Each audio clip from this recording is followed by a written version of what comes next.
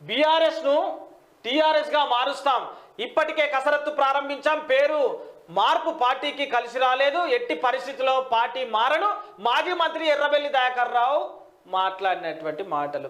ఇక నువ్వు ఎర్రబెల్లి దయాకర్ రావు చదువు రాదు, చదువుతాడే?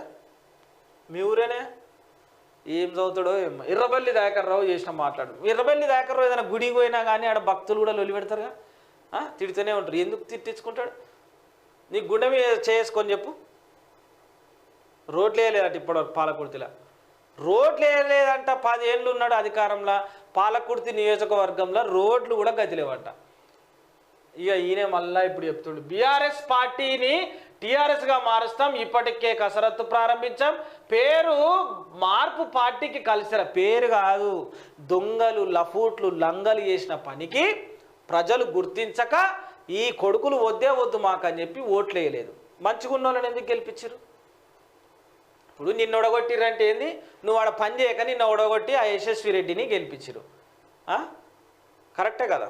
అట్లా ఒడగొట్టిన వాళ్ళందరినీ ఎందుకంటే మీకు తినుడే సరిపోతలే టైం. గెలిచేదాకా ఎట్లుంటుంది అంటే ఇక ఊళ్ళల్లో చూడాలి. ఇక ఈయన అసంటోళ్ళు బామ్మడిది బావ తమ్ముడు కాక వరుసలు కలుపుకొని ఇక పోవాలి. ఏమే మంచిగా ఉన్నావా తిన్నావా? గెలిచినాక ఇక ఏదైనా పనుండి కనుక పోతే ఎమ్మెల్యే ఇంటికి గెలిచినాక వీళ్ళ అసంటోళ్ళు, వీళ్ళ పేర్లు ఉన్నాయి వీళ్ళ అసంటోళ్ళే. ఇక పోతే సార్లు ఇవ్వలే, సార్ వన్నాడు, సార్ బాత్రూమ్లు ఉన్నాడు, జర కూసోర్రి, సార్ ఇప్పుడే టిఫిన్ చేస్తుండు, జర కూసోర్రి, పెద్దోళ్ళు వచ్చారు మీద మాట్లాడుతుర్రు, దిగలేదు ఇంకా సార్ కిందికి. ఇవన్నీ ఉంటాయి కథలు ఇవన్నీ.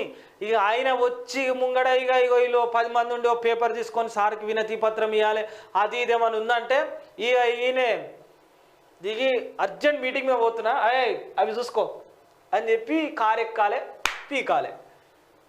అందుకే తిప్పి కొట్టిర్రు.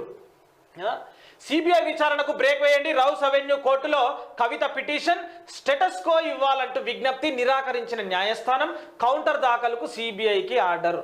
అక్క కవితక్క నువ్వు ఇప్పుడే రావు, ఎండలు ఉన్నాయి, అయినా నువ్వు బయటకు వచ్చి చేసేది ఏం లేదు, పరిస్థితి మంచిగా లేదు, నువ్వు మళ్ళీ వచ్చినా మళ్ళీ పంపే పరిస్థితి ఉంటుంది, అన్యం ఉండు కొన్ని రోజులు, ఏం కాదు పిల్లగానికి అయితే ఎగ్జామ్స్ అయిపోతాయి, నువ్వు టెన్షన్ పడకు, నువ్వు టెన్షన్ పడి ఆయనతో మీ వాళ్ళకి టెన్షన్ లేపకు, ఇంకేంది నువ్వు నిమ్మలంగా ఆన్నే ఉండు, సమ్మర్ హాలిడేస్లో ఉండు. కంటోన్మెంట్ అభ్యర్థిగా శ్రీ గణేష్కి సంబంధించిన వార్త చెప్పిన మనము. కంటోన్మెంట్ అభ్యర్థిగా అక్కడ ఉప ఎన్నిక బై ఎలక్షన్స్ కదా, నందిత చనిపోయిన దగ్గర